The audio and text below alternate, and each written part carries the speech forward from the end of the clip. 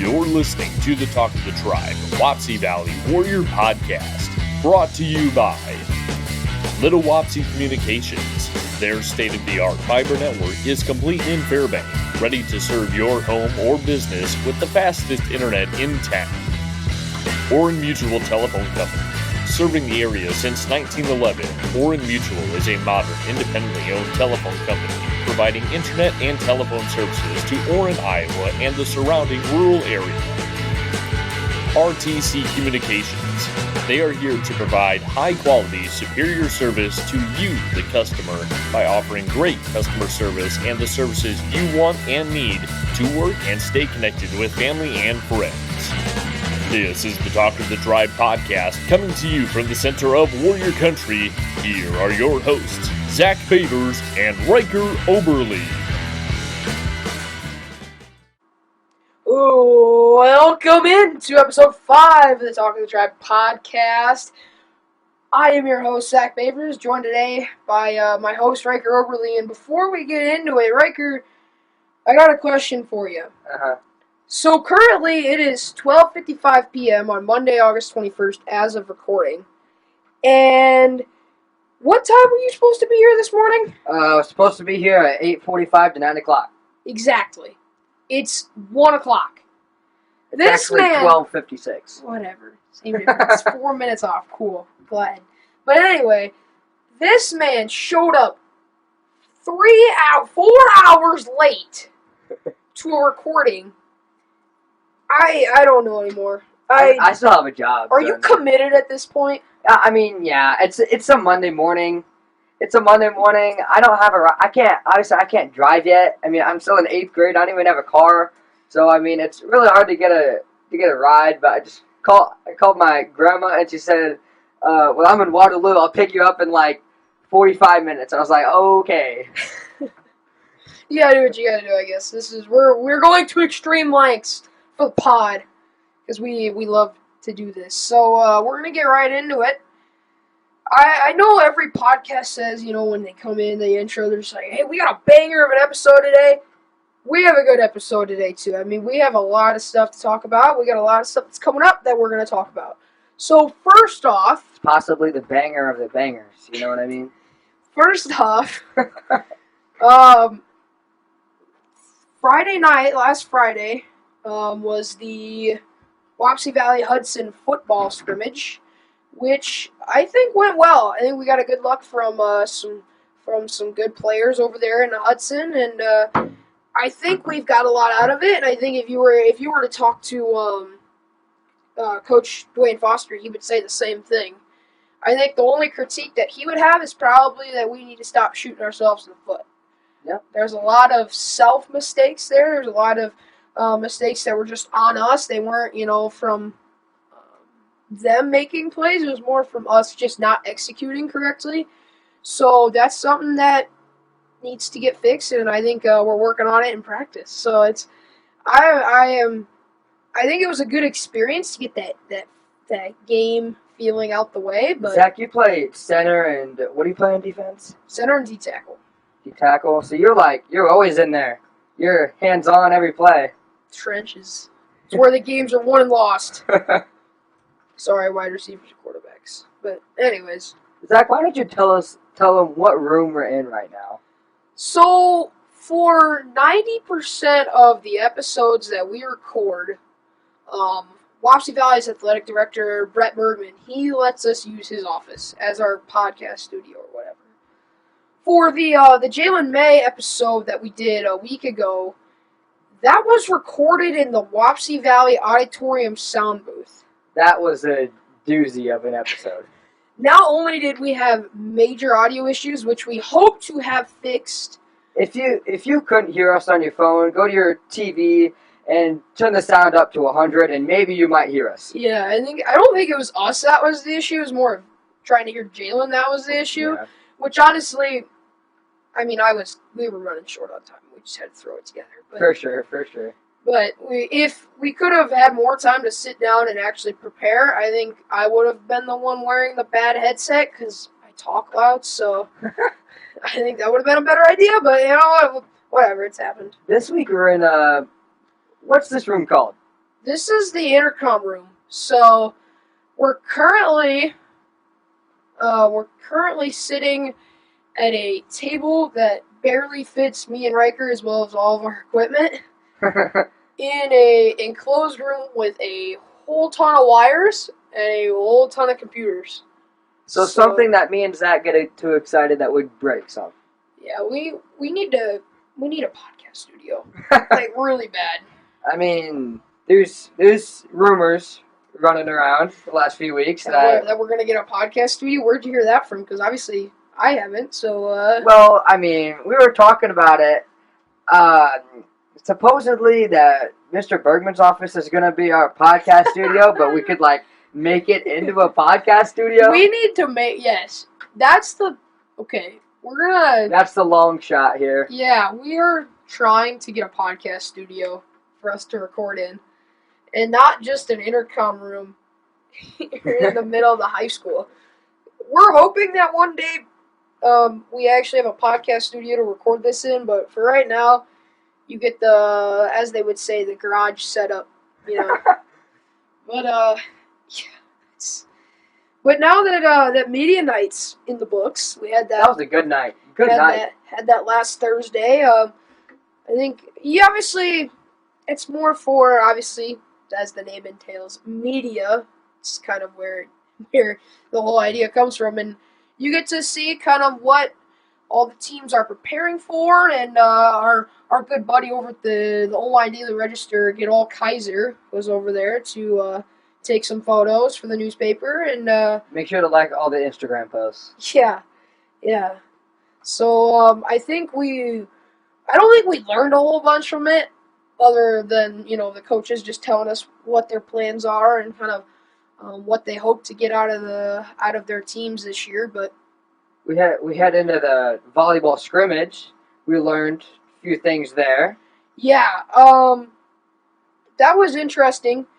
We did, as you heard on our broadcast, which I probably shouldn't have mentioned it so much in the last episode, because by the time that had been posted, the broadcast had already happened. So we'll try to aim for stuff that's like 2 weeks out in case you guys don't hear it till then. But anyways, yeah, I didn't think about that when we were actually recording it, thinking that it was that night and realizing that it isn't going to be posted till the next Monday. Is it even posted yet? Yeah, it's posted. It is posted? You can go watch it on Wapsie Valley Talk of the Tribe podcast on Spotify, as well as the Wapsie Valley Athletics YouTube page is up there as well.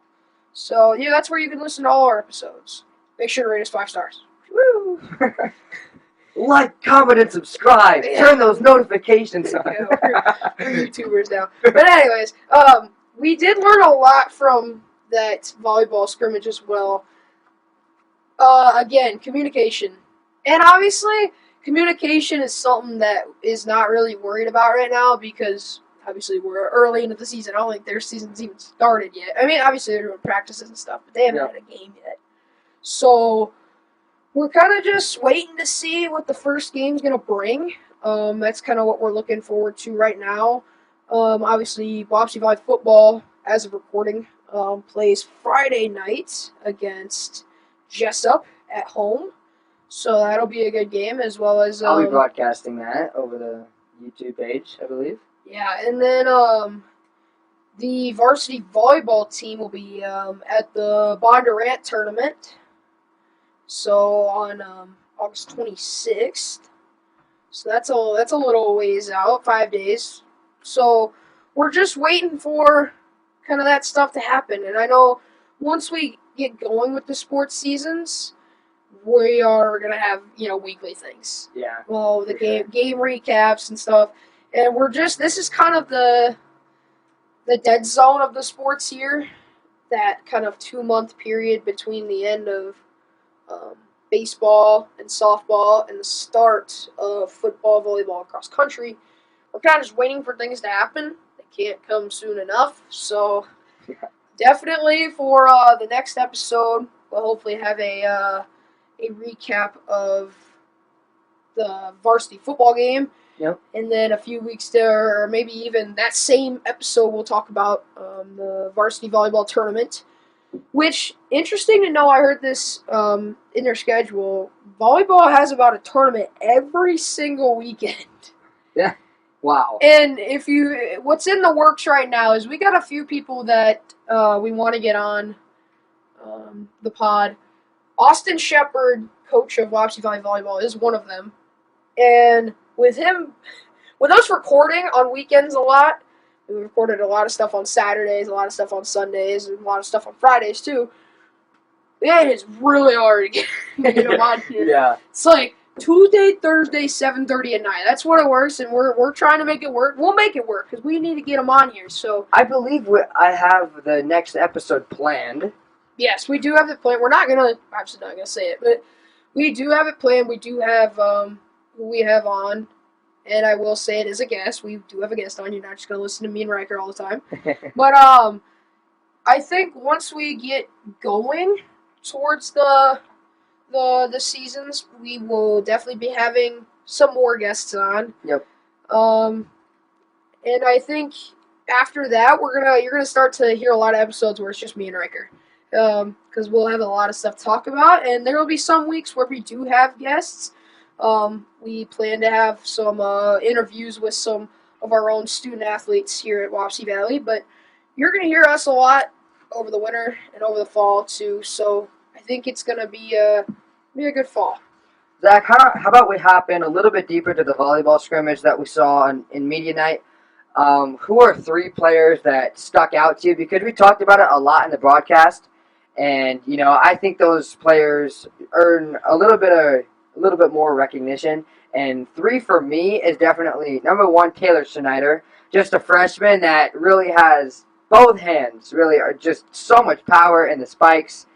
And another one, I believe she played for both teams. Number 10, Peyton Curley. She served really well for the gray and black team. And then my last one is Avery Jones. Also played for both teams and served really well. So those 3 really stuck out to me. Very young players, and I think we have a bright future. So Zach, what about you? I think obviously I'm not the volleyball guy. Riker's the volleyball guy. That's why we have 2. I'm the football wrestling guy. He's the volleyball basketball guy, and we both do kind of baseball and softball. So for me, I think I'm probably just gonna go the obvious route. First off, Taylor Boer. Who would have thought? Who would have thought, huh? I mean, just amazing. I can't say anything. I mean, it's just amazing. I don't have enough to say. But secondly, I'm not going to repeat. I would have said Taylor Schneider or Ella Moran. I mean, both of them were just phenomenal as freshmen. I'm going to give it to Callie Franzen. She played great. She had some very good digs and stuff kind of like that. She was very good at that. She had a lot of good spike skills as well. And then for my last one, I'm going to go with Kelly Voy. I mean, just a great showing overall. She played great, and she kind of showed the depth that we have on this team. We do have a lot of great players, but with every great team, you also need some depth. And with that, I mean, she provides a very good depth spot for this team. For sure. Also, I think just a few more people, Kylie Schmitz and Anna Curley. Anna just goes up and gets the ball, just blocked it. She probably had over 5 spots or blocks in media night, and then Kylie Schmitz, she gets the ball up. Like, she bumps it, as some people would call it. It just goes high in the air. They have time for the setter to go get it, and just good textbook volleyball play by all of those girls. Yeah, and something you're going to learn about practically all the Wapsie Valley sports is they are really good at the fundamentals. Yep. And I think that's kind of what every program teaches. I mean, it's obvious. It's why they're called the fundamentals. But Wapsie has always been good at perfecting them. Yep. You see it with football every year. We went to East Buchanan.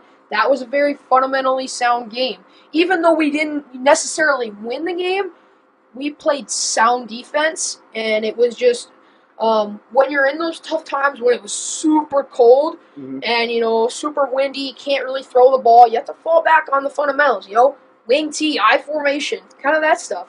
You got to be able to run the ball, and that's it's kind of what we were able to do. We were able to run the ball. It's just execute. we just couldn't put it in the end zone.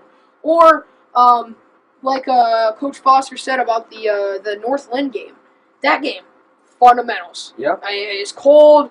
Second round of the playoffs, I believe, and that game was phenomenal. Obviously, defense played great, and the play that won the game was an extra point. Yep. A field goal by Braden Knight. You can't script this. Can't practice it. Yeah, it's fundamentals. They went for 2 and didn't get it. So what do? We kick the extra point. We go up by 1. I think Foster had enough trust in Cody Jones to be able to put out a good defense like he has since the beginning of time, it feels like. Uh-huh. And they were able to get a win. That's the thing with Wapsie. They are very good at the fundamentals. Yeah, I mean, we saw it in the last how many years of Wapsie Valley football, softball, how many sports that we have nowadays. It's all fundamentals. And fundamentals. All the coaches, they emphasize that. Like, if you, like softball, or softball, baseball, you catch, you throw, and you field grounders, hit pop, or catch pop flies. It's fundamental. If you perfect that, you will probably win a good 95% of your games. Same with football, block, catch, and throw. If you're quarterback, receiver, lineman. And then on defense, it's catch, cover, and go attack the ball. So if you do all of those things, then, again, 95% of the time, you're going to win the game. Yeah, and I think if you go back and listen to any of the interviews we did with Austin Jeans or any of the interviews that Shane Kelly did with the baseball coaches, they'll say it all the time. Practice the fundamentals. Because in the games where it's tight, where it's a close game, the fundamentals are going to win you the game most of the time. And even though when you fail at the fundamentals, like we saw with some of the softball games and even some of the baseball games too, that's why you can never practice the fundamentals enough, because they're always going to find a way to get you at some point, especially with that softball game against Southwind. Just kind of the fundamentals that we teach, communication. That's something that is very hard to perfect. It's always really hard to be able to properly communicate between everybody. Rarely do you see a team that trots out and perfects communication. It's just really hard to do. And that's why you practice it all the time. Zach, I think you brought up a new segment to me, and I really liked it, so you're going to be the segment man for this show. Alrighty, so as Riker would say, this is my personal favorite segment. Well, I mean, okay, I don't say that. He's got like 5 of them at this point.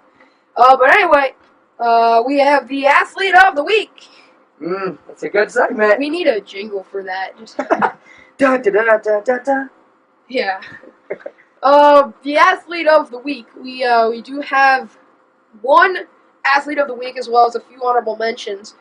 But the honorable mentions are going to go to Taylor Boer, Taylor Schneider, and Ella Morand. I think those are the 3 honorable mentions that get props for the Athlete of the Week.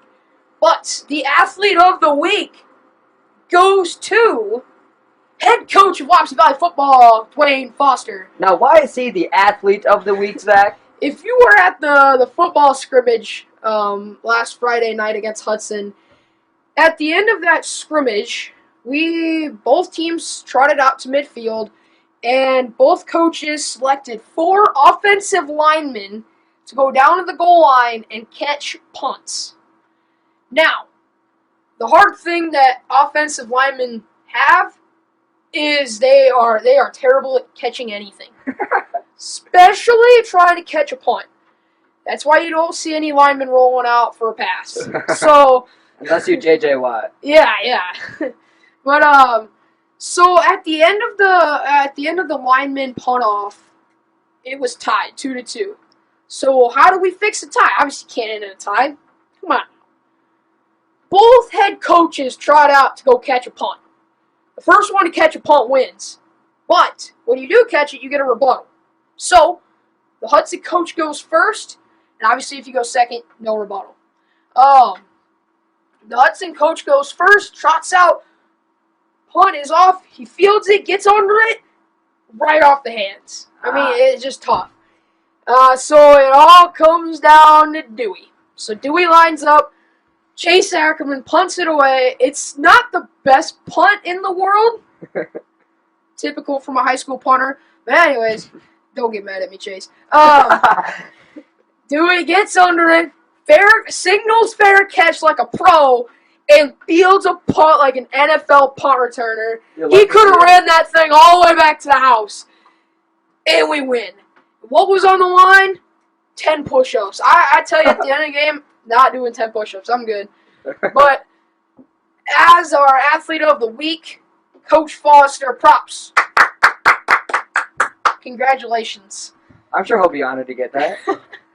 Yeah, I bet you he is flattered to be our Talk the Tribe athlete of the week.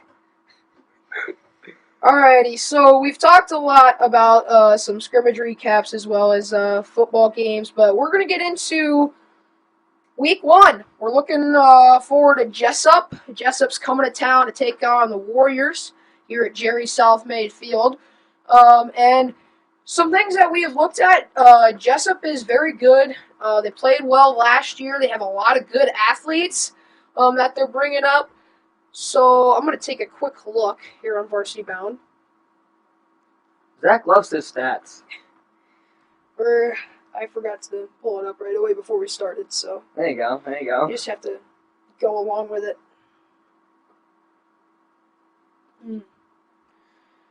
Okie dokie, here we go. You can talk if you want to. Yeah, I gotcha. I mean, I don't want to change the subject here, so I would definitely be the one to, like, when you're talking about football and starting about Jessup and that, I wouldn't be talking about volleyball O-line and just completely switch it up on you, so I don't really want to do that. Okay, so Jessup did finish last year at 1-7. Okay. So I think they're looking to turn that around. I guess the Turn game. it around, do you mean 7-1? Yeah, I think that's what they're hoping for. We're looking at a team that beat Postville 42-8. Yeah. And I mean, God, I can't keep it together. I'm gonna look at some stats. I need to find something better. Let's see this. Alrighty. I mean, they're starting quarterback, number 14, Ryan Treptow. I hope I said that right. Don't hurt yourself. Threw for 1,240 yards, had 12 touchdowns, and a passer rating of 109. With a passer rating of 110. So that's pretty good, I think. That is good. Yeah. Their leading rusher was Preston Youngblood with 374 yards. That's about 4 yards a carry. He had 2 touchdowns with a long of 75 yards. Nice. There you go. Receiving wise, their top receiver was number 5, who is coming back this year, I believe. Brevin Dahl with 641 yards. He did graduate. He was a senior last year. So I think they're looking to flip the script. They do run a 3-man front, which in football, a 3-man front usually means that they're going to run a lot of blitzes. Yeah. Because they don't have a lot of pass rushers. So you're going to see a lot of linebackers blitzing. So it is going to be a tough test for our offensive line. As Foster did say, our offensive line is a little undersized this year. We don't have the biggest guys up front. I mean, if you want to think back to like 2015-16, the guys up there were just massive. Just big, strong human beings up there. That's guys why that you wouldn't want to mess with. Yeah, that's why we had a really good run game. But the thing about that, we didn't need to run the ball because we had Kobe Blade, that whole thing. But we need to be able to run the ball. That's what Foster has been preaching since he got here, is we need to find a way to be able to run the ball no matter what. As long as you can run the ball, everything else will slowly come with time. That's why the play action works so well, because you can run the ball. Yep. So running the ball early is definitely going to be a focus, as well as we need to be good through the air. Quarterbacks need to make a lot of good decisions, not very many bad decisions, and we need to trust what we know and play how we know how to play. I mean, this team has made it to the state. Has made it to state for the last, I don't even know how many years. They've always been a good team, and even last year, where I think a lot of people kind of overlooked us, we were still able to make it to the game to qualify for the Dome. I mean, we lost in a game to go to the Dome. So we're definitely looking to go there this year. And I think if you ask Coach Foster, he says he believes he can go there. So I mean, we're all in for the ride. Mm-hmm. So we'll see how it goes. Zach, I've gotten a few texts from people over the last few weeks that say they really love our one of my personal favorite segments, Screen Time. And we've talked about it's our favorite too, so we're going to get into that. If you don't know what it is, me and Zach are going to pull up our Screen Time from yesterday. So that would be Sunday, August 20th. Oh, no. Oh, no. Well, I think I still have the record of 11 hours. You ain't going to have the record no more. No way, Zach. Oh, no. Okay, so I was at home yesterday. No excuses. Don't do that. You want to know how many excuses this guy brought up? God, this is bad. I will say, majority of my time was actually spent on Google Maps, so trying to find places to go, because we had a long drive yesterday. You want to go first? Well, mine is actually not that bad for me. It's 7 hours and 42 minutes with 6 hours and 14 minutes being on YouTube. So, Zach, why don't you go ahead and tell yours? Okay. Can I just plead my case first? No, I think you should say it first. Okay. Riker, if you want to take your time and double it, that's about what I'm at. Zach. 13 hours and 34 minutes. Now, if you want to know... Do you sleep? Yes. I listen to every podcast episode that we've done so far, as well as I listen back to probably the majority of the streams that we've done over the last few months, because I wanted to critique myself. I also spent, football coaches, if you're listening, I spent about an hour on watching film, so there you go. Hey, get some extra playing time. I spent 7 hours on Google Maps. And I spent about, what was that?